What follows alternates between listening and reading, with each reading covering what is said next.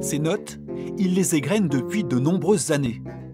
Bassiste et professeur d'histoire de la musique au Conservatoire de Poitiers, Christophe Delbrück est aussi l'auteur de plus d'une quinzaine d'ouvrages.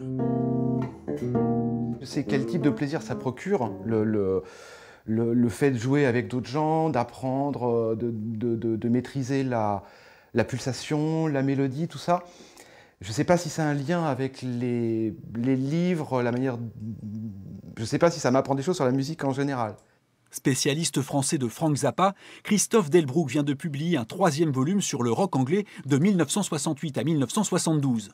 L'ancien journaliste est aujourd'hui un des auteurs les plus productifs du genre, avec presque un livre publié chaque année. Je remets en forme beaucoup d'événements, je mets en perspective des carrières d'artistes avec la société dans laquelle ils ont évolué. Ça me permet de comprendre beaucoup de choses sur ce qui s'est passé dans les années 60-70, mais aussi maintenant.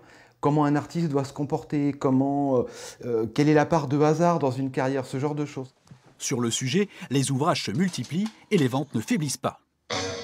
Car même à l'heure du numérique, la nostalgie des 60s fait toujours recette. Ce qui se passe avec les années 60, c'est qu'on a l'impression que la pop musique est née à ce moment-là.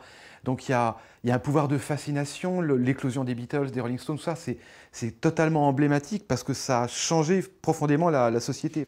Christophe Delbrück poursuit son travail avec en prévision pour 2019 une nouvelle trilogie sur Zappa. En toute discrétion à Poitiers, s'écrit donc aussi un peu de l'histoire du rock.